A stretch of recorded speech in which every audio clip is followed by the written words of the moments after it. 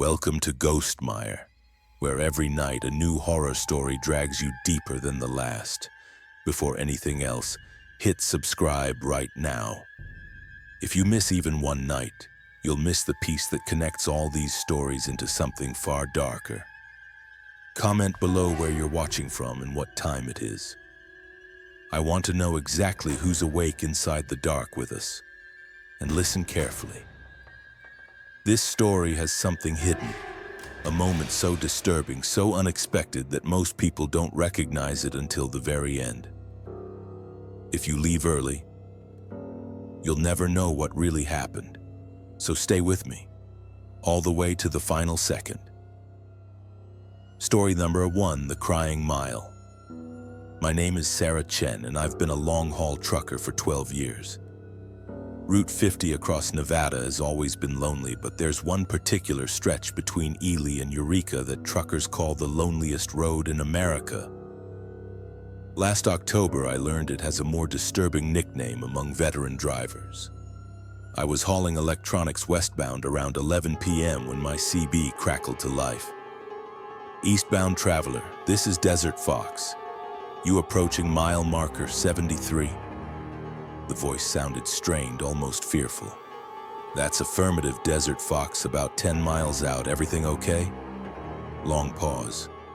Keep your windows up, don't stop. You'll hear crying, a child crying. It ain't real. Whatever you do, don't stop. Before I could respond, he signed off. I felt a chill run down my spine despite the heater blasting. I'd heard stories about lot lizards and hitchhikers using fake distress to rob drivers, but something about his tone suggested this was different. Mile marker 73 appeared in my headlights. The road stretched empty in both directions, just scrubland and darkness. Then I heard it. A child crying. Not through the CB, but outside, somehow audible over my diesel engine and the wind. A little girl sobbing with desperate, heartbreaking intensity. The sound seemed to come from everywhere and nowhere, filling my cab despite the closed windows. My foot moved toward the brake instinctively. Every parental instinct I had screamed at me to stop, to help. But I remembered the warning. I pressed harder on the accelerator instead. The crying intensified, becoming screams. Please help me, please, I'm so cold. The voice was so clear, so real, so terrified. My eyes filled with tears. I checked my mirrors frantically, looking for a child on the roadside. Nothing but empty desert. Then I saw her, standing directly in the middle of my lane, maybe 30 yards ahead. A little girl in a white nightgown, no older than 7, arms outstretched toward my truck. Her face was pale and dirty, her eyes wide and pleading. I slammed the brakes. My truck shuddered and groaned, the anti-lock system pulsing under my foot. I was going to hit her. There was no way to stop in time. I closed my eyes and screamed. The impact never came. I opened my eyes to find the road empty. No little girl, no body, just empty asphalt stretching ahead. But the crying continued, now coming from behind me. I looked in my driver's side mirror and saw her standing in the middle of the road behind my truck, watching me. She wasn't moving, just standing there, her nightgown rippling in a wind I couldn't feel. I pressed the accelerator and didn't look back. But the crying followed me for exactly 1 mile, fading only when I passed marker 74. My hands were shaking so badly I could barely hold the wheel. The next truck stop was 40 miles ahead in Eureka. When I pulled in, I found 3 other trucks already parked, drivers standing outside smoking despite the cold, nobody willing to sit alone in their cabs. I joined them. You came through the crying mile, one old-timer said. It wasn't a question. He could see it on my face. Who is she? I asked. Different story depending who you ask. Some say it's a girl who died in a crash in the 50s. Others say it's something older, something that just looks like a little girl.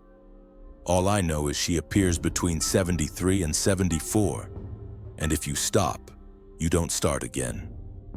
What do you mean? He pointed to a rusted truck at the far edge of the lot, weeds growing up around the tires. That belongs to a driver who stopped 3 years ago. Highway Patrol found his truck just sitting in the middle of the road at marker 73, engine running, door wide open. They never found him. Truck's been here ever since. Nobody wants to touch it. I didn't sleep that night. When I did finally continue my route at sunrise, I drove past marker 73 in full daylight. There was nothing there, just highway and scrubland. But I've driven that route probably 50 times since, and I've never gone through that section at night again. I'll wait hours if I have to, timing my trip to pass through in daylight. Some of the other drivers think I'm superstitious, but twice now, late at night at different truck stops, I've heard that same crying coming from the darkness beyond the parking lot lights. And I've seen that little girl standing at the edge of the illumination, watching. Waiting. Story number 2, the facility that doesn't exist. Dennis Kowalski here, 23 years hauling specialized freight. I've delivered to military bases, nuclear facilities, and secure government installations. I have every clearance you can imagine. But last March, I got a delivery order that still doesn't make sense. The dispatch came through encrypted channels at 9 p.m. GPS coordinates instead of an address, a facility in rural Montana, 2 hours north of Great Falls. The cargo was sealed containers, and I was instructed not to ask questions. Unusual, but not unprecedented in my line of work. I arrived at the coordinates around midnight, middle of nowhere, high prairie country. My GPS showed I was in the right location, but there was nothing there. No buildings, no lights, no roads, just empty grassland under a moonless sky. I stopped and checked my paperwork. Coordinates were correct. I grabbed my CB, dead static. My cell phone showed no signal. That's when I noticed the fence. It wasn't there a second ago, I would swear to it. But now I could see a chain link fence running parallel to my position, maybe 100 yards out. Beyond it, lights. Sodium vapor lamps illuminating concrete buildings that absolutely had not been visible moments before. A road appeared in my headlights, fresh asphalt leading to a gate. The gate began opening before I approached, as if expecting me. Every instinct told me to turn around, but I had a job to do, and the penalties for refusing a secured delivery were severe. I drove through the gate. It closed behind me with a metallic clang that sounded too final. The facility looked wrong. The buildings were windowless concrete blocks, perfectly uniform, arranged in geometric patterns that hurt to look at too long. No signage, no vehicles, no people. My instructions said to proceed to Bay 7. The problem was there were no bay numbers visible anywhere. I drove slowly through the facility, my headlights illuminating empty streets and identical buildings. Then Bay 7 just appeared in front of me, the number stenciled on a rolling door as if the facility was rearranging itself to accommodate me. The bay door rolled up automatically. Inside was a loading dock, empty except for a single figure in a white cleanroom suit. No hazmat gear, just a white suit with a reflective face shield that prevented me from seeing any features. I backed up to the dock and got out. The figure didn't speak, just pointed to my trailer. I opened it and the figure began unloading the sealed containers with unsettling efficiency, moving them onto a pallet jack and wheeling them through a door I hadn't noticed before. The whole unloading took maybe 10 minutes. When the last container was removed, the figure handed me a tablet to sign. The signature pad was warm, uncomfortably so, like living flesh. I signed and tried to make small talk. "Quiet night, huh?" The figure tilted its head at an angle that was slightly too far, joints bending in a way that seemed wrong. It said nothing. It pointed toward the exit. I got in my truck and drove. The gate opened as I approached. I didn't look back until I was through it. When I finally did check my mirrors, there was nothing behind me but empty prairie. The facility, the fence, the lights, all gone. According to my GPS, I hadn't moved. I was still at the original coordinates, as if I'd never gone anywhere. When I got back to Great Falls, I checked my electronic logs. They showed I'd been parked at those coordinates for exactly 18 minutes. My fuel gauge showed I'd burned no diesel. But the delivery confirmation was in my system, time-stamped and signed. I called my dispatcher the next morning to report the unusual circumstances. He didn't know what I was talking about. There was no record of any delivery to Montana, no dispatch order, no cargo manifest, nothing in the system.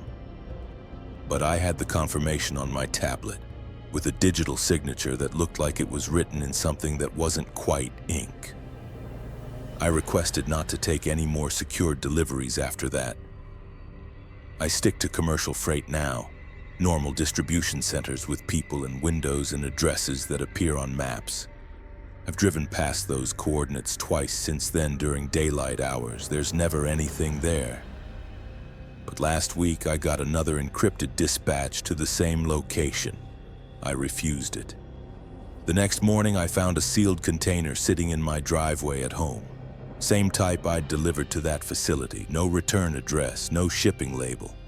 Just coordinates stenciled on the side, coordinates to my house. I haven't opened it. It sits in my garage, and sometimes late at night I hear something moving inside it, something that sounds like breathing. Story number 3, the passenger who stayed. I'm Rita Morales, driving trucks for 19 years. I've got a firm rule about hitchhikers: never, under any circumstances. But last November on Highway 287 through Texas, I broke that rule and something got into my truck that I still haven't managed to get out. It was 2:15 in the morning, middle of nowhere between Amarillo and Wichita Falls. I saw a figure on the shoulder, illuminated briefly by my headlights. A woman in business clothes waving frantically. Her car was in the ditch, hood crumpled against a fence post. I should have driven past. But she looked desperate and it was freezing, and I'm not a monster. I pulled over. She ran up to my passenger door and I rolled down the window. "Please, my phone is dead. I need to call for help," she said. Her voice was normal, polite, professional. She looked maybe 40, blonde hair, nice coat, nothing threatening. I unlocked the door. She climbed in, bringing a wave of cold air and something else, a smell like stagnant water. "Thank you so much. I've been out here for an hour. No cell signal." "No problem. There's a truck stop about 20 miles ahead. You can call from there." She nodded and settled into the seat. I pulled back onto the highway. We drove in silence for maybe 5 minutes before I noticed she wasn't shivering. Her clothes were dry despite the light rain that had been falling. And she wasn't wearing a seatbelt, just sitting perfectly still, hands folded in her lap. "So what happened back there?" I asked, trying to make conversation. "I died," she said simply. I laughed nervously. "Yeah, looks like you hit that fence pretty hard." "No, I mean I died in 1992. Highway 36 in Kansas. Head-on collision with a semi-truck." She turned to look at me and her eyes were wrong. Too dark, too hollow. My blood went ice cold. I glanced at her again and now I could see through her just slightly. The passenger door was visible behind her translucent form. "Let me out," I said, trying to keep my voice steady. "Right now." "I can't," she said sadly. "I've been trying to get out for 33 years. Once you're in until someone else takes your place. Someone with a truck. Someone who stops to help." I slammed on the brakes. My truck screeched to a halt in the middle of the highway. "Get out! Get out now!" She didn't move.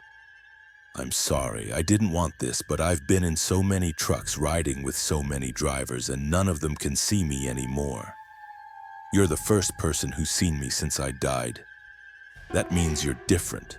That means you can carry us both." "Us?" The word came out as a whisper. She gestured to the sleeper cab behind me. I turned slowly, dreading what I would see. The small bed was filled with people.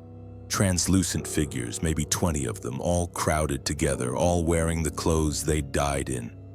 Torn jeans, bloody t-shirts. One man in a trucker's vest with a name tag that said Bill. They all stared at me with those same hollow eyes. "We're all hitchhikers," the woman explained, "all picked up by truckers who thought they were being kind.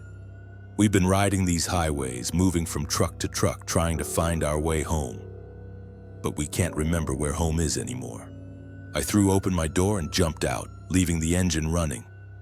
I ran into the darkness, into the scrubland, putting distance between myself and that truck. I ran until my lungs burned, until I collapsed in the dirt, gasping. When I looked back, my truck was still there, lights on, engine rumbling. I could see figures moving in the cab, shadows pressed against the windows.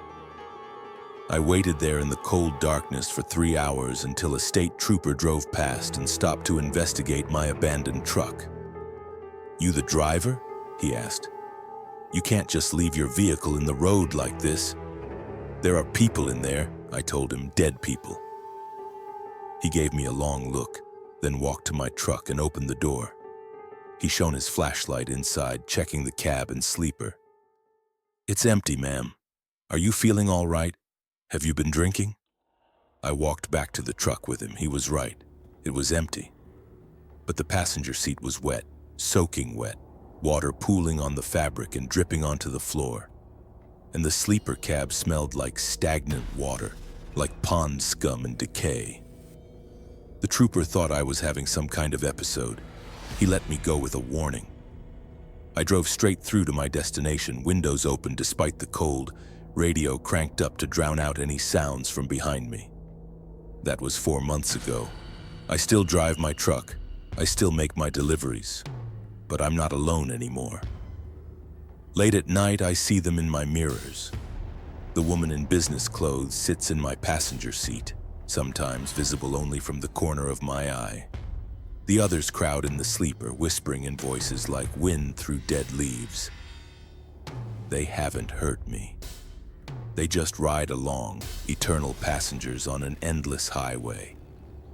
Sometimes I hear them talking about places they used to know, people they used to love, lives they used to have. Sometimes I catch myself responding, having conversations with ghosts. I've tried getting a new truck. I traded mine in last month, got a newer model. But on the first night out, I glanced in my mirror and saw them all there in the new sleeper cab. Looking at me with those hollow eyes. They're not attached to the truck. They're attached to me. I don't stop for hitchhikers anymore. And when I see other truckers pulled over helping stranded motorists, I say a quiet prayer for them, hoping they're strong enough to carry the passengers that might climb into their cabs. Story number 4, The Repeating Highway. My name is James Thornton, and I've been hauling lumber and building materials for 21 years. I know Interstate 15 through Idaho like I know my own name. Every exit, every rest stop, every mile marker. Last December, I drove the same 50-mile stretch of it for 36 hours straight. I was heading north from Pocatello to Montana with a full load of 2x4s, scheduled to arrive in Butte by morning. It was around midnight when I passed mile marker 167. Everything was normal. Light snow, empty highway, good visibility. I passed marker 168, then 169, tracking my progress.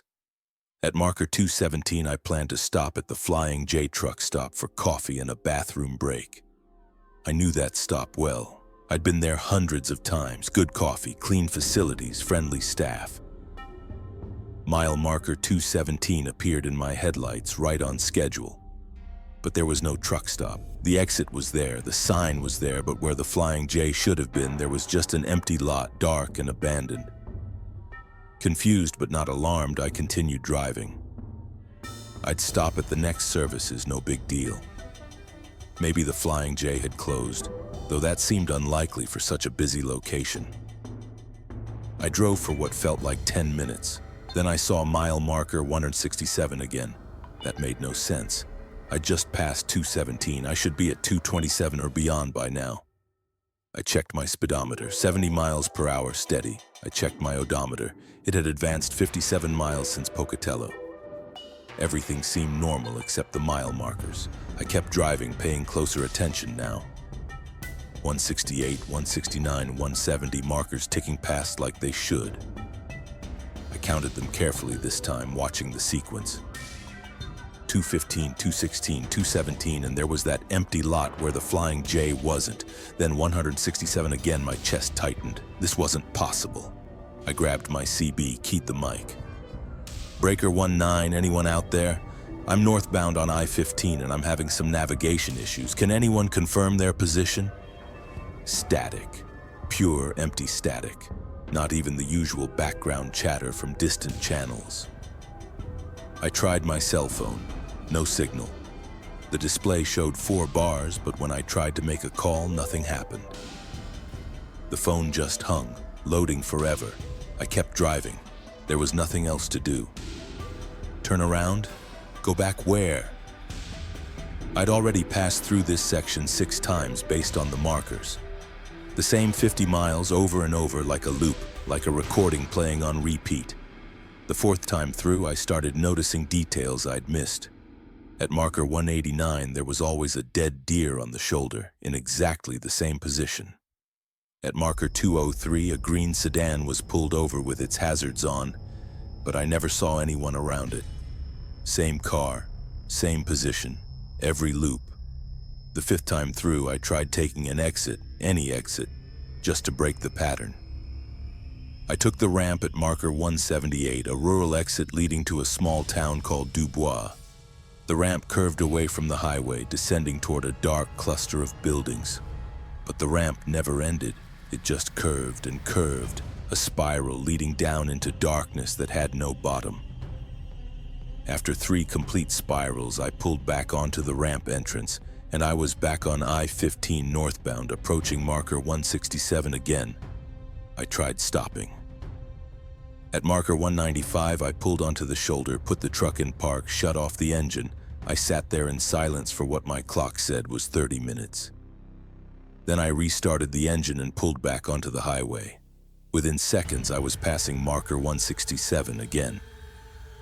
Time started losing meaning. My clock said it was 1:15 a.m., then 2:30, then 1:15 again. The night wasn't progressing. The sky remained the same shade of black, the snow falling in identical patterns, the same scattered stars visible through the same gaps in the clouds. I started screaming, just raw, frustrated screaming, my voice hoarse and broken. I pounded on the steering wheel, I cried, and I kept driving because stopping achieved nothing. On what I think was the 15th or 20th loop, I saw another truck. It was pulled over at marker 201, a blue Kenworth with a refrigerated trailer. I slammed on my brakes and pulled up behind it. Finally, another person, someone who could tell me what was happening. I jumped out of my cab and ran to the Kenworth. The driver was still in his seat, hands on the wheel, staring straight ahead. I banged on his door. He didn't respond. I climbed up on the step and looked through the window. He looked like he'd been there for years.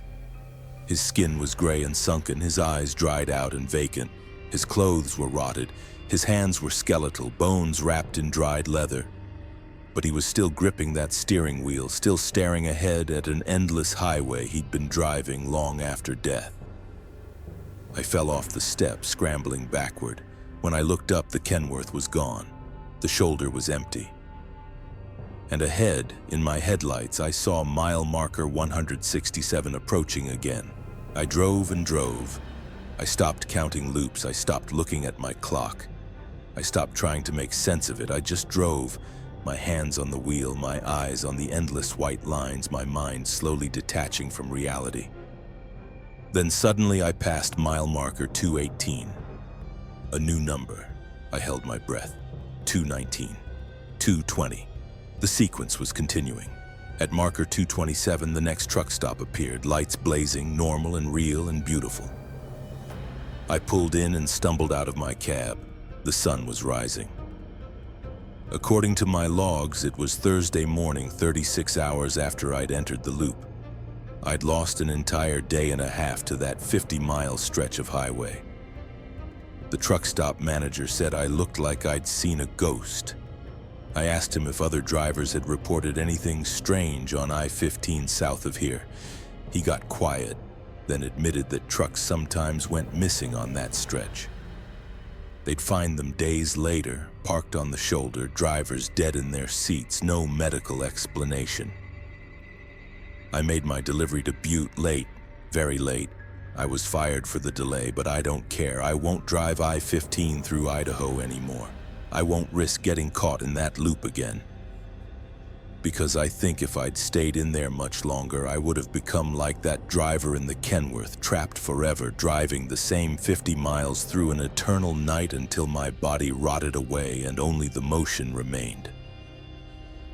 Story number 5, the cargo that breathed. Daniel Vega, 26 years, hauling everything from auto parts to livestock. I've transported some weird things, but what I carried from a warehouse in Spokane to a laboratory in Portland last September was the only cargo that made me quit this job. The shipping order came through at 10 p.m. Rush delivery, double pay, 1 sealed crate, climate-controlled trailer set to exactly 37 degrees. No paperwork beyond a hazmat declaration that simply read biological specimen. I've hauled medical stuff before, organs for transplant, research animals, nothing that bothered me. This felt different from the moment I saw it. The crate was 9 feet long, 3 feet wide, and 4 feet tall. Black composite material, no markings, no labels except a serial number stenciled in red. It had refrigeration lines and monitoring equipment built into it, a small LED panel showing vitals, temperature, and pressure readings, all within green ranges. Loading it at the Spokane warehouse was strange. The facility was unmarked, just a number on an industrial building in a forgotten part of the city. 3 people in full hazmat suits used a forklift to load the crate. They wouldn't make eye contact with me. They moved quickly, nervously, glancing at the crate like they expected it to do something. "What exactly am I hauling?" I asked the supervisor. "Above your clearance," he responded.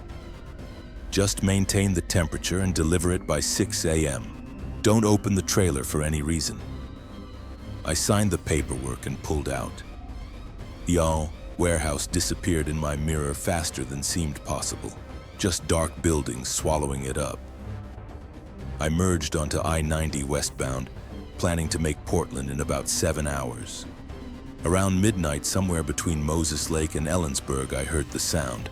It came through the bulkhead that separated my cab from the trailer.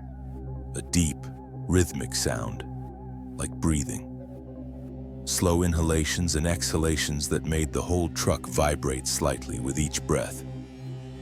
I told myself it was mechanical, the refrigeration unit cycling on and off. But refrigeration units don't breathe. They hum, they click. They don't inhale and exhale. I turned up my radio to drown it out. It didn't help. The breathing was too deep, too present. I could feel it through my seat, through the steering wheel, through the floorboards. My trailer was breathing, and whatever was inside that crate was breathing with it.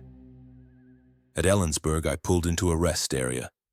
I needed to check the temperature gauge, make sure everything was functioning properly. That's what I told myself. Really, I needed to confirm I wasn't losing my mind. The trailer exterior looked normal. The refrigeration unit was running smoothly, display showing 37 degrees exactly. But the trailer walls were warm to the touch. Not hot, just warm, like skin. I snatched my hand back. The breathing had stopped when I parked. Now in the silence, I could hear something else. A wet sliding sound from inside the trailer. Something moving. Something repositioning itself. I walked around to the rear doors. They were sealed with a magnetic lock that required a code. I didn't have the code, but through the door seam I could see condensation, warm air leaking out, fogging in the cold night. and a smell, faint but distinct. Copper and ammonia and something organic that made my stomach turn. A voice behind me made me jump. I wouldn't stand too close to those doors if I were you. An old trucker, maybe 70, standing by his rig smoking a cigarette. Saw your trailer. Seen ones like that before. Nothing good comes in those black crates. You know what it is? He took a long drag, eyes distant. I drove one of those shipments once, 20 years ago. From a facility in Nevada to somewhere in Colorado. Heard the same breathing you're hearing. Felt the same vibrations. Halfway through, something in that crate woke up fully. Started hitting the inside of the trailer, denting the walls from within. Whatever was in there was strong, real strong. What happened? I stopped at a way station, asked for help. DOT inspector opened the trailer. The crate was empty, no lid removed, no damage, no way out, just empty. But the whole trailer was covered in this clear slime. Walls and ceiling and floor like something had coated every surface. They quarantined my truck. I never saw it again. Got paid for my silence and got out of the specialized hauling business. He flicked his cigarette away. My advice? Don't stop again until you deliver. Don't open that trailer.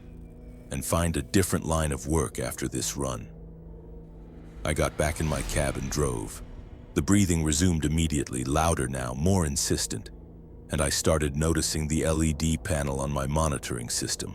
The vitals were changing, heart rate increasing, temperature rising, pressure fluctuating. Whatever was in that crate was becoming more active. Crossing Snoqualmie Pass, the breathing turned to sounds that were almost words. Wet, thick vocalizations that might have been attempts at human speech. No language I recognized, just sounds that had the rhythm and cadence of communication. My CB crackled with interference. Through the static, I heard those same vocalizations broadcast somehow from my trailer. Other truckers came on the channel, confused, asking who was making those sounds. I didn't answer.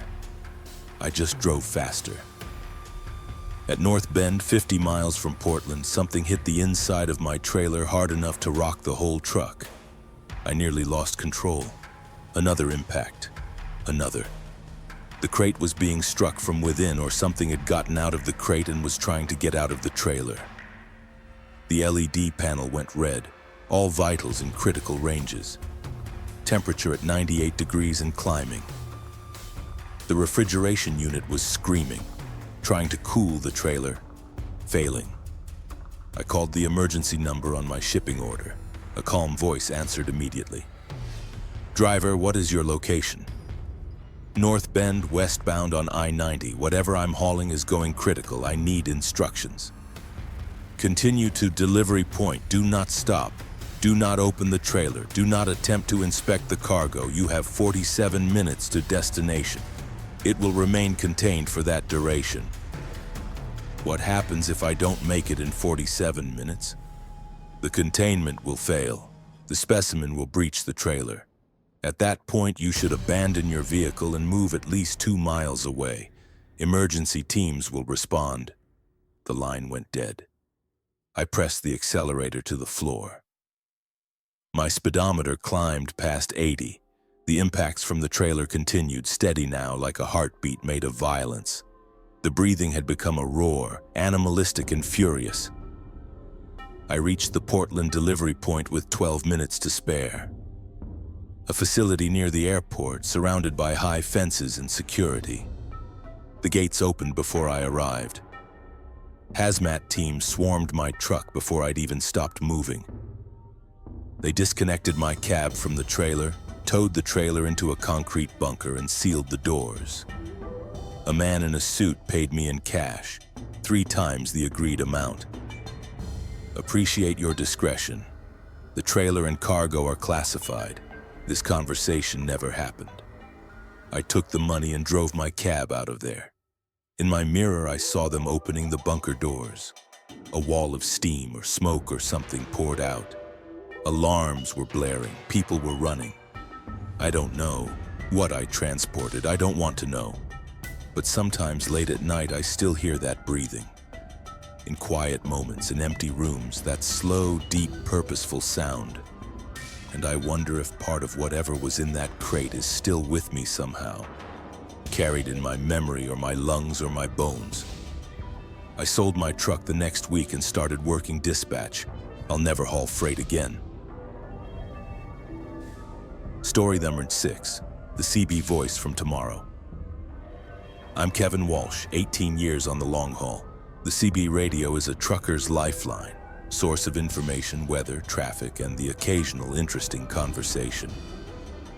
Last June on Highway 20 through Montana, my CB gave me information I never should have heard. It was a clear night, around 11 p.m., and I was hauling machine parts from Idaho Falls to Missoula. Traffic was light, just me and the occasional passing car. I had my CB on channel 19 like always, listening to the usual chatter, when a voice broke through that was different from anything I'd heard before. Attention all eastbound drivers on Highway 20 approaching mile marker 147. Bridge is out. Repeat, bridge is out. 18-wheeler went through around midnight. Driver didn't make it. Avoid mile marker 147. I keyed my mic. Breaker, this is Iron Horse. Can you confirm that traffic report? I'm westbound approaching 147 right now, and I didn't hear any emergency broadcasts. Static, then the same voice. This is Montana Highway Patrol. Bridge failure at marker 147, approximately midnight, June 14th. 1 fatality. Avoid the area. June 14th was tomorrow. It was currently June 13th, 11:17 p.m. according to my dashboard clock. I was hearing a traffic report from the future warning about an accident that hadn't happened yet. My hands tightened on the wheel. This had to be some kind of joke or someone got their dates mixed up. But the voice had been professional, official sounding, and I was in fact approaching mile marker 147. I could see the bridge ahead in my headlights, spanning a deep ravine. I slowed down, examining the bridge as I approached. It looked solid, normal. The same bridge I'd crossed dozens of times on this route. But something made me stop. Some instinct I couldn't explain made me pull onto the shoulder before the bridge and grab my flashlight. I walked out onto the bridge on foot, shining my light on the structure. At first, everything seemed fine. Then I saw it, a crack in one of the main support beams running diagonally through the concrete, fresh crack, not weathered. And it was growing as I watched, tiny fragments of concrete falling into the darkness below. I backed away slowly and returned to my truck. I called 911, reported the structural damage. They said they'd send someone to inspect it. I waited there on the shoulder, watching the bridge. At exactly midnight, a truck came up behind me, westbound like I was. A white freightliner hauling a flatbed load of steel, beams. He didn't slow down. He pulled around me and accelerated onto the bridge. I grabbed my CB mic. Driver on the white freightliner, stop, bridge isn't safe. He didn't respond. I watched his taillights move across the span. Halfway across, the bridge groaned, a sound like the earth splitting open. The center section collapsed, concrete and steel twisting and falling. The freightliner went with it, disappearing into the ravine in a shower of sparks and debris. I was already running toward the bridge, calling 911 again, screaming about the collapse. Emergency services arrived within 20 minutes. They found the freightliner at the bottom of the ravine, crushed beyond recognition. The driver was dead. They pulled his body from the wreckage around 2 a.m. The highway patrol questioned me for hours. How did I know to stop? Why didn't I warn the other driver more effectively? I told them about the CB message, about the warning from tomorrow. They looked at me like I was crazy. Son, nobody broadcast any warning on the CB, the trooper said. We checked with dispatch. No traffic advisories were issued for this area. But I heard it, I insisted. Someone warned me, that's why I stopped to inspect the bridge. They let me go eventually, but I could see the suspicion in their eyes. They thought maybe I'd sabotaged the bridge somehow, though they had no evidence and no motive. The official investigation concluded it was structural failure due to water damage and age. But here's what really disturbed me. After they cleared the scene and I was allowed to leave, I started my truck and turned on my CB. That same voice came through immediately. "Attention all eastbound drivers on Highway 83 approaching mile marker 56. Jackknifed semi blocking all lanes. 1 fatality. Avoid mile marker 56." I checked my map. Highway 83 intersected with my route about 40 miles ahead, and mile marker 56 would put the accident right at that junction. According to the CB voice, this accident would happen around 2 a.m. on June 15th, exactly 2 days from now. I had a choice. I could ignore the warning, tell myself I'd imagined everything, or I could trust the voice that had saved my life. I took a different route, added 3 hours to my trip. When I finally delivered my load in Missoula and checked the news, there was a report about a major accident on Highway 83. A semi had jackknifed at mile marker 56 around 2 a.m. on June 15th. The driver was killed when another truck, unable to stop in time, crashed into his cab. Since that night, the CB voice has come through 7 more times, always warnings about accidents that haven't happened yet. Always exactly right about the time, location, and outcome. I've avoided 4 of those accidents. The other 3, I was nowhere near them, but I checked the news later and they all occurred exactly as predicted. I've tried to warn other drivers. I broadcast the predictions on the CB, but nobody takes them seriously until after the accidents happen. And the voice never answers when I try to communicate with it directly. It just delivers its warnings and goes silent. Last week, I heard the most disturbing broadcast yet. The voice said, "Attention driver Kevin Walsh, Peterbilt 579, license plate Montana 7N4829, single vehicle accident on Highway 90 westbound, mile marker 132, 3 a.m. June 20th, driver fatality, avoid Highway 90. It was warning me about my own death. Specific vehicle, specific license plate, specific date and time. June 20th is 4 days from now. I've been driving truck for 18 years and I've never had an accident. I'm careful, alert, sober. But according to the CB voice that's never been wrong, I'm going to die in 4 days on Highway 90. I don't know what to do. Cancel my routes? Stop driving? The voice has saved me before, saved other people if they'd only listened. But can you avoid your own death if someone from the future tells you exactly when and where it will happen? Or does the warning itself set events in motion that lead to the predicted outcome? I've thought about not being on Highway 90 at all on June 20th. But what if I crash on a different highway trying to avoid it? What if the date is fixed but the location is flexible? What if I'm supposed to die and the universe will correct any attempt to change that? I still have 4 days. I'm parked at a truck stop in Billings, afraid to move, afraid to stay still, listening to that CB radio, waiting to hear if the voice has any more information. Any chance of escape. The static whispers through the speaker and I wait for words that might save me or confirm my doom. Story number 7, the weighing station that measures wrong things. Andrea Holbrook here, 14 years hauling freight up and down the East Coast. Weighing stations are a normal part of the job, routine inspections to make sure you're not overloaded and your vehicle is roadworthy. The station on I-81 in Pennsylvania near Harrisburg was routine too, until the night it started measuring things that shouldn't be measured. I was southbound with a load of furniture around 1 a.m. last October. The digital sign commanded all trucks to enter the weighing station, which was unusual for that time of night but not unprecedented. I pulled in, following the painted lanes to the scale platform. The booth was lit, but I couldn't see anyone inside. An automated voice came through the speaker. "Proceed onto the scale, stop when directed." I rolled forward slowly until a red light flashed, signaling me to stop. The scale beneath my truck hummed, vibrating slightly. I expected the usual 30-second weigh-in, then a green light to proceed. Instead, the hum intensified, becoming a high-pitched whine that hurt my ears.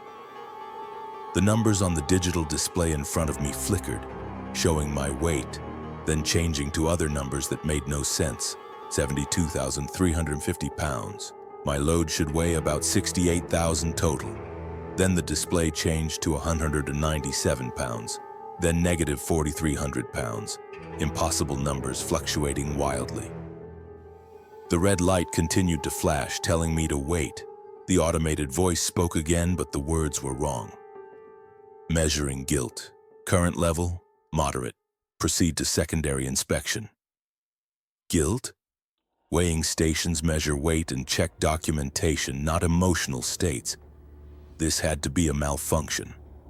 I grabbed my CB to report the issue, but before I could speak, the voice continued. Measuring fear. Current level, elevated. Measuring regret.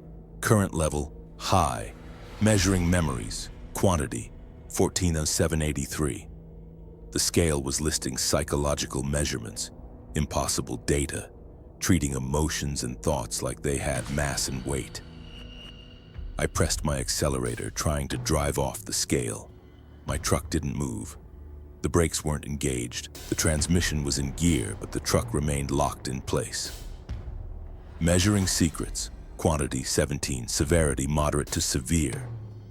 The display screen changed, showing not numbers but images. Moments from my life, things I'd tried to forget. That time I lied to my sister about where I was when our mother died. The day I drove past a stranded motorist because I was late for a delivery. Small cruelties, petty sins, private shames, all displayed on that screen like evidence at a trial. Measuring time remaining. Estimate 24 years, 8 months, 13 days. My projected lifespan displayed with precision that no medical examination could provide. I'm only 42. I should have longer than that, but the scale was telling me exactly when I would die, down to the day. I started crying. I don't know why. The psychological pressure was overwhelming, like having your entire consciousness weighed and measured and found lacking. The automated voice continued, relentless and emotionless. Measuring love given, total 342 units. Measuring love received, total 896 units. Deficit 554 units. I'd received more love than I'd given. The scale was quantifying affection, calculating my emotional debts. And I owed a lot. Measuring worst memory, severity, extreme, displaying. The screen showed my son. He was 7 in this memory. I'd missed his birthday because of a long-haul route. I'd promised to be home and I wasn't. He cried on the phone, told me I was a bad mom. This memory had haunted me for years, a source of guilt I couldn't shake. Now it was being broadcast on a highway weighing station display like public record.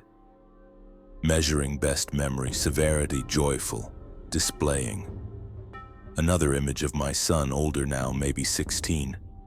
He'd surprised me at a truck stop, driven 3 hours with his learner's permit and his father to bring me birthday cake.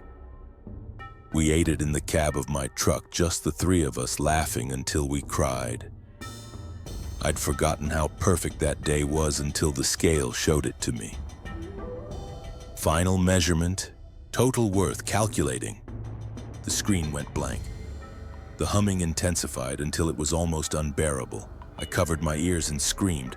The truck shook violently, scale platform rattling beneath me like an earthquake. Then silence. The display showed a single number. 77, 77 what? Points? Percentage? Units of some cosmic measurement system I didn't understand? The number hung there on the screen, glowing green.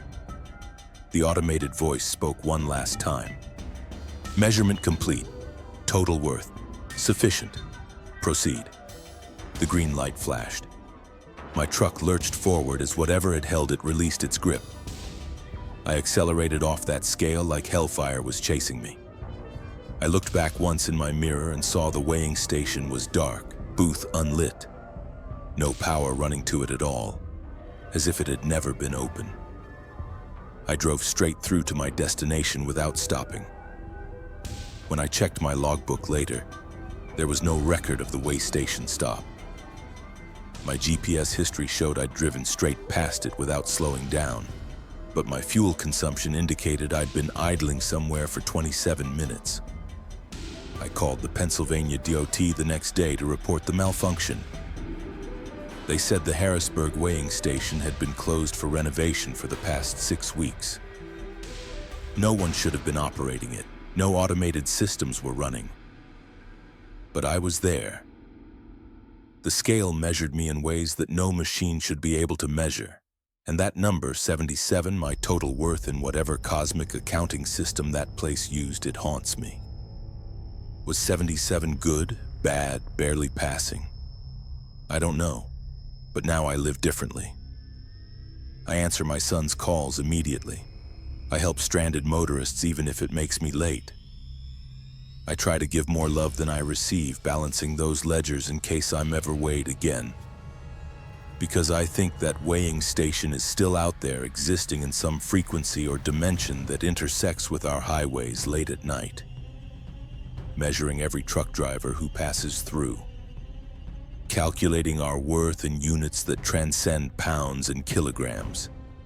And I think if your number is too low, if your measurement shows insufficient worth, that green light never comes on. You just sit there on that scale while it catalogs your failures until your time remaining reaches 0, and you become another missing trucker on a long-haul route that no one can explain. Story number 8. The truck stop with yesterday's newspapers. Roger Kilpatrick, 24 years on the road. I've stopped at thousands of truck stops, from major chains to one-pump operations barely clinging to existence. The stop I found last February on Route 50 in Nevada looked like the latter, but it was selling something impossible. Information from the past. I pulled in around 3 a.m., running low on fuel and badly needing coffee. The truck stop was small. Just 4 diesel pumps, a convenience store, and a diner. The neon sign said Route 50 Travel Plaza, flickering weakly against the desert darkness. No other trucks in the lot, which was slightly unusual but not alarming. I fueled up, the pump running slowly, probably old equipment. Through the convenience store window, I could see someone behind the counter, but the lights were dim, making details hard to distinguish.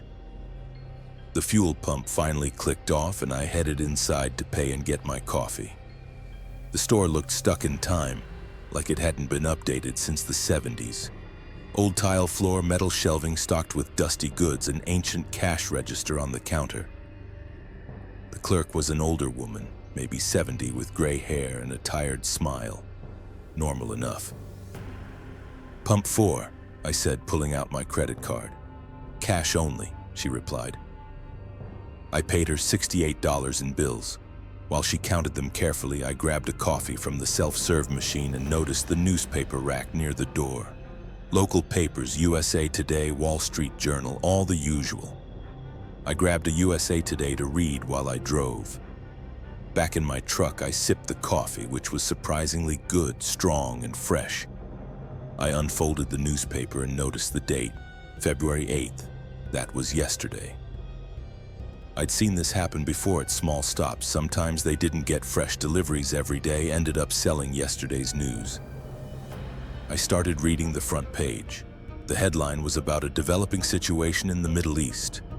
Tensions rising between 2 countries. I read the article, absorbing the details, then moved on to sports, weather, business. All of it clearly dated February 8th. The strange part came when I stopped at a major truck stop 3 hours later near Salt Lake City. I walked into their convenience store and saw the newspaper rack. The date on the papers was February 9th today. I grabbed a U.S.A. Today and compared it to the one I'd bought earlier. The headlines were different. February 9th's paper was covering the aftermath of a major development in that Middle East crisis. An unexpected military action had taken place. But the details were different from what yesterday's paper had predicted. February 8th's article had described what analysts thought might happen.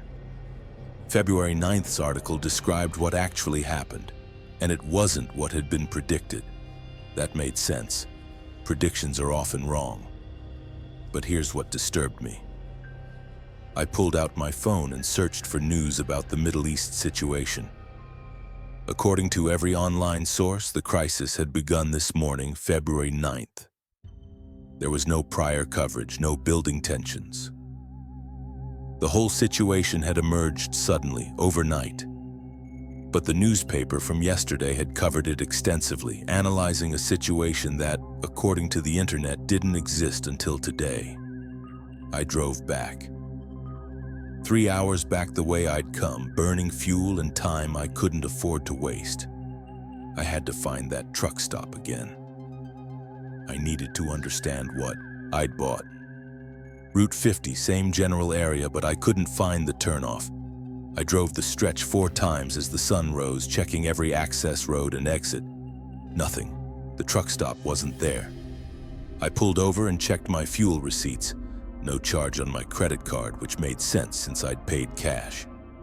But I had no receipt and no record of where exactly I'd stopped. I still had the newspaper. I read it cover to cover, looking for more anomalies. The sports section covered games from February 8th. I checked online archives. Some of the scores matched real games that happened on the 8th. Some didn't. There were reports of games that never occurred, teams that had been scheduled to play but hadn't due to weather cancellations. The newspaper reported the games anyway, with scores and highlights. The weather section predicted conditions for February 9th. Some predictions were accurate, some weren't. It was like the newspaper was from an alternate yesterday, a February 8th that was similar to but not quite the same as our actual February 8th. Over the next week, I watched news unfold. Several times, events occurred that matched predictions in that newspaper. Small things, mostly. A celebrity's announcement, a corporate merger, a political scandal. Things the newspaper had covered as fact on February 8th that didn't actually happen until later. I made copies of every page and started tracking the predictions. About 60% came true eventually. The other 40% never happened at all. It was like the newspaper was reporting from a timeline that was parallel to ours. Close enough that many events overlapped, different enough that some diverged entirely. I've tried to find that truck stop again. I've driven Route 50 through that section dozens of times, day and night. I've stopped at every other truck stop in the area, asking if anyone knows about the Route 50 travel plaza. Nobody does. I've checked business registries, old maps, satellite imagery. No evidence it ever existed, but I still have that newspaper yellowing now, dated February 8th of last year. And sometimes I buy today's paper and compare headlines, wondering if we're living in the timeline that newspaper came from, or if we diverged somewhere, making different choices, creating different outcomes. Last month, I found another anomaly. I stopped at a rest area in Utah and found a newspaper in the vending machine dated 3 days ago. I bought it. The front page covered a volcanic eruption in Indonesia. I checked online. The eruption happened yesterday, 2 days after the newspaper date. But the article had details that matched perfectly. Number of casualties, locations affected, eyewitness quotes. I think there are places where time bleeds through, where information from adjacent timelines leaks into ours. Truck stops and rest areas, liminal spaces that exist between destinations. Neither here nor there. Places where yesterday's newspapers can sit, in racks waiting for someone to buy information from a past that hasn't quite finished happening yet. I collect them now. I have 17 newspapers from various stops, all dated wrong, all containing information that's partly true and partly fiction. I'm trying to map the pattern, understand how these timelines intersect with ours. And I'm terrified that one day I'll buy a newspaper with tomorrow's date and find my own obituary on page 14, reporting an accident that hasn't happened yet, in a timeline where I didn't swerve quite fast enough to avoid the crash. Story number 9, the convoy of the deceased. My name is Curtis Jackson, and I've been driving long haul for 16 years. Last April on Highway 40 through New Mexico, I joined a convoy that shouldn't exist, with drivers who shouldn't be driving anymore. It was coming up on midnight, and I was fighting fatigue on a furniture haul from Albuquerque to Amarillo. The highway was empty, just me in the darkness. That's when I saw the convoy ahead, maybe 7 or 8 trucks running together, their lights creating a chain of red and white in the distance. I caught up to them gradually, pulling into formation at the rear. Truckers often run in loose convoys like this, especially at night. There's safety in numbers, shared information about road conditions, good company on a lonely highway. I grabbed my CB mic. "Breaker 19, this is Black Thunder. Mind if I tag along with you folks?" A voice responded immediately. "Welcome to the convoy, Black Thunder. We're rolling to Amarillo. You're welcome to run with us." Perfect, same destination. I settled in, matching their speed, maintaining a safe distance. The convoy moved with impressive coordination, all maintaining exactly the same speed, all signaling simultaneously when we passed the occasional vehicle. After about 30 minutes, I started making small talk on the CB, asking about routes and weather conditions ahead.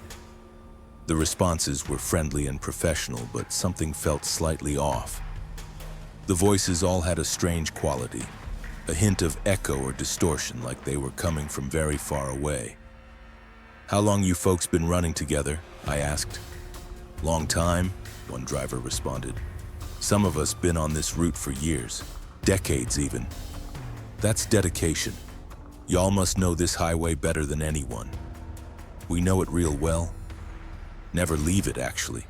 Just running Albuquerque to Amarillo back and forth." That struck me as odd. "You mean that's your dedicated route?" "Something like that." The convoy took an exit I didn't recognize, pulling off Highway 40 onto what looked like an older alignment of the road, a section that had been bypassed years ago. I hesitated but decided to follow. Maybe they knew a better route, avoiding construction or something. The old highway was in poor condition, cracked pavement with faded line markings. But the convoy navigated it confidently, their trucks rolling smoothly over the broken surface. We passed abandoned gas stations and collapsed buildings, remnants of towns that died when the interstate was rerouted. "Breaker, Black Thunder here. Is this route still maintained? Looks pretty rough." "It's rough," a voice confirmed, "but it's our route. Always has been." I noticed something strange about the trucks ahead of me. They all looked old, models from the 70s and 80s, maybe early 90s at the latest. Classic Peterbilts and Kenworths, the kind you'd see in museums or truck shows. No modern trucks at all except mine. "Nice-looking rigs you all are driving," I commented. "Classic models. You folks into vintage trucks?" "These are the trucks we died in," a voice said matter-of-factly. My blood went cold. "Say again?" "We all died on this route. Different years, different accidents, but all on Highway 40 between Albuquerque and Amarillo. We just keep driving it. Same route, over and over." I laughed nervously. "Y'all are messing with me, right? Some kind of trucker ghost story?" "No story. I'm Dale Connors. Died in 77, jackknifed on black ice. That's my 76 Peterbilt up ahead, second in line. Never made it home to see my daughter's graduation." Another voice chimed in. "William Rhodes, 82. Heart attack at the wheel near mile marker 237, went off the road, killed instantly, trucks at the front, blue Kenworth." One by one, they introduced themselves. 8 drivers, all dead, all killed on this same stretch of highway between 1977 and 2004. They described their accidents in calm, detached voices like they were reading from old police reports. I wanted to stop, to turn around, to get away from this convoy of ghosts. But we were miles from the main highway now, on this abandoned road through darkness, and I didn't know how to get back. I kept driving, trapped in formation with the deceased. "Why are you still here?" I finally asked. "Unfinished routes," Dale explained. "We all died before completing our deliveries. Can't rest until the route is finished. But the places we were delivering to don't exist anymore. Companies went bankrupt, warehouses torn down, addresses that lead to empty lots. So we just keep driving, looking for destinations that aren't there." The convoy drove through a town I didn't recognize. Empty streets, dark buildings, everything abandoned. But the truck stop at the edge of town was lit up and operational. The convoy pulled in, parking in formation. "Rest stop," William's voice announced. "You can turn back here if you want. Rejoin the main highway 5 miles east, or you can stay with us. We run this route every night." I pulled into the truck stop parking lot and shut off my engine. Through the diner window, I could see figures sitting at the counter. 8 men in vintage trucker clothes, eating food and drinking coffee, looking solid and real. But I knew what they were. Dale appeared at my window, tapping on the glass. He looked about 50, weathered face, kind eyes, completely solid, completely real looking. "You're not dead yet," he said. "You can still leave, but if you stay much longer, this route becomes your route. You'll be driving it forever, looking for a destination that keeps moving further away." I started my truck immediately, hands shaking. Dale pointed east, indicating the direction back to the main highway. I drove, faster than I should have on that broken pavement, desperate to find the junction back to Highway 40. It appeared after about 10 minutes, the entrance ramp glowing under modern LED lights, beautiful and normal and real. I merged onto the interstate and didn't look back. When I finally did check my mirror miles later, there was nothing behind me but empty road. I reached Amarillo at dawn, 3 hours late, but alive. I made my delivery and immediately called my dispatcher to report what happened. He listened to my story in silence, then said, "Curtis, there is no old alignment of Highway 40 in that area. It was the original route from the start. There's no bypassed section." But I drove it. I have 7 hours of dash cam footage showing old pavement, abandoned buildings, and the taillights of trucks ahead of me. Except when I reviewed the footage later, the trucks weren't visible. Just empty highway, my headlights illuminating nothing but cracked pavement and darkness. I've driven Highway 40 a dozen times since then, always during daylight. I never see the exit to the old alignment, but other truckers have told me stories. Convoys that appear at night, friendly voices on the CB inviting you to join them. Trucks that lead you onto roads that aren't on any map. And sometimes, late at night, I hear them on Channel 19. Dale and William and the others calling out to passing truckers, offering company on a lonely highway, looking for someone to help them finish their final deliveries. I never respond. I change channels and keep driving, grateful that I left when I did, before that route became mine forever. Story number 10, the rest area with no exit. Elena Suarez here, 19 years hauling freight up and down the West Coast. Rest areas are supposed to be safe havens, places to sleep and reset before continuing your journey. The rest area I pulled into last August on I-5 in Northern California had an entrance, but getting out was a different matter entirely. I was exhausted, pushing the legal limit of my driving hours, and I needed sleep desperately. Around 2 a.m., I saw the familiar blue sign indicating a rest area in 2 miles. Perfect timing. I took the exit, following the ramp to a standard California rest area. Parking lot, restrooms, picnic tables, vending machines. Maybe 20 other vehicles scattered across the lot, mostly cars with a few RVs and one other semi-truck. I parked in the designated truck area, set my alarm for my required 8-hour break, and climbed into my sleeper cab. I was unconscious within minutes. The alarm woke me at 10 a.m. I felt rested, alert, ready to drive. I did my pre-trip inspection, started my engine, and headed for the exit. The exit road curved away from the parking lot, leading back toward what should have been the entrance ramp to I-5 northbound. Instead, it led back into the rest area. I found myself driving in a circle, coming back to the parking lot from a different angle. Confused, I stopped and checked my GPS.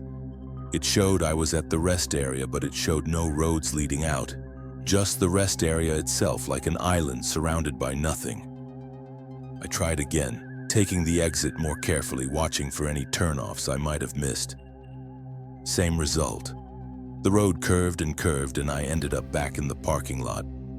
It was a loop, a physical impossibility, a road that folded back on itself with no junction, no intersection, just continuous pavement leading nowhere but back to the start. I parked again and got out, walking to the entrance road on foot. I could see it clearly, the ramp leading down to where the interstate should be. I walked down the ramp. It curved right, then left, then... I was walking back into the rest area parking lot, approaching from the truck entrance. I'd walked in a complete circle, maybe 300 yards total, but I should have been on the interstate by now. Other people were starting to notice the problem. A family in a minivan had been trying to leave for the past 20 minutes, driving the exit again and again, always ending up back in the lot. An elderly couple stood by their RV, the man arguing with his wife about whose fault it was that they were lost. I approached the other truck driver, a young guy, maybe 30 years old. "You having trouble getting out of here?" "Yeah, it's crazy. I've been here since yesterday morning, can't find the exit. My GPS doesn't work, my phone has no signal. It's like this place is cut off from everything." "Yesterday morning? You've been stuck here for 24 hours. Going on 30 now. I've talked to some of the people in the cars. Some of them have been here for days. That couple in the RV, they've been here for a week." A cold dread settled over me. There has to be a way out. We drove in, we can drive out. That's what I thought. But watch this. He got in his truck and I followed in mine. We drove in convoy toward the exit, staying close together so we could confirm we were seeing the same thing. The road curved, and within 2 minutes we were back in the parking lot, approaching from the entrance side. Over the next several hours, I tried everything. I drove fast, thinking maybe speed would somehow break the loop. I drove slowly, looking for any hidden turnoff. I tried driving in reverse. I tried going off-road, but the terrain beyond the parking lot was steep hillside covered in dense vegetation, impossible to navigate in a truck. The rest area had restrooms that worked and vending machines that were fully stocked. There was water and electricity. It was like the place was designed to sustain people indefinitely. But why? As the day progressed, I started talking to the other trapped travelers. Most were resigned to their situation, having exhausted all obvious escape attempts. The elderly couple said they'd tried hiking out through the woods. They'd walked for 6 hours, following what should have been a straight line away from the rest area. They ended up back in the parking lot, emerging from the woods on the opposite side from where they'd entered. "It's not physically possible," the old man said, "but that's what happened. This place is some kind of trap, a pocket dimension or something. Once you're in, you can't get out." Night fell. More vehicles arrived, pulling into the rest area for what they thought would be a quick stop. I tried to warn them, shouting from my truck, but they couldn't hear me through their closed windows. They parked, used the restrooms, and when they tried to leave, they discovered the same impossible loop. By the second morning, there were maybe 40 vehicles in the lot. People were starting to panic. Supplies in the vending machines were running low. Arguments broke out over food. A man with a gun threatened to shoot his way out. though what that meant or how it would work, nobody could explain. I decided to try one more thing. I waited until 3 a.m. when most people were sleeping.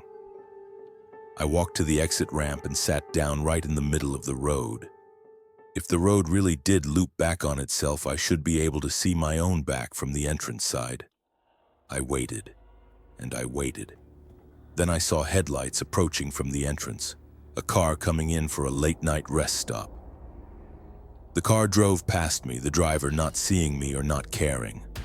I turned to watch the car proceed into the parking lot. Behind me, where the exit should have continued, there was nothing. Just a wall of darkness, solid and impenetrable, like the road ended at a void. The entrance ramp came out of a similar darkness on the other side. The rest area existed in a bubble, connected to our reality only by an entrance that brought people in, with no corresponding exit to let them out. I stood at the edge of that darkness and extended my hand. It met resistance like touching thick rubber. I could push into it slightly, the darkness dimpling under pressure, but it wouldn't let me through. I was sealed in. I don't know how much time has passed. My phone died 3 days ago. I think it was 3 days. Time feels strange here. My truck has half a tank of fuel left, probably 300 miles worth, useless in a parking lot. There are 72 vehicles here now. Food is scarce. People are starting to look sick, like the rest area itself is draining us. Some people have just given up, sleeping in their cars, permanently waiting to die. Others keep trying to escape, driving that loop over and over, refusing to accept the trap. I'm writing this on paper I found in my truck, documenting what happened, hoping somehow this account will get out even if I don't. Yesterday, maybe yesterday, time is hard to track, a new semi-truck pulled into the lot. The driver was fresh, confused, panicked when he discovered he couldn't leave. But he had a load of food, canned goods heading to a distribution center. We helped him unload it. There's enough food now for maybe a month if we ration carefully. But I realized something horrible. The rest area is collecting us. It brings in vehicles at random, trapping travelers, sustaining us just barely. We're being kept here for some purpose I don't understand. And every time I look at that darkness at the road's edge, I feel something looking back, something patient and hungry, waiting for the moment when the vending machines are finally empty and the trapped travelers have to face what this place really is. If you're reading this, if this document somehow escaped when I couldn't, remember, not every rest area is safe. If you see a rest area on I-5 in Northern California that isn't on your map, that your GPS shows as a blank spot, don't stop there. Keep driving, stay awake, reach the next town. Because some exits only go one way, and once you're in, the road curves forever, leading nowhere but back to the beginning, in a loop that has no end.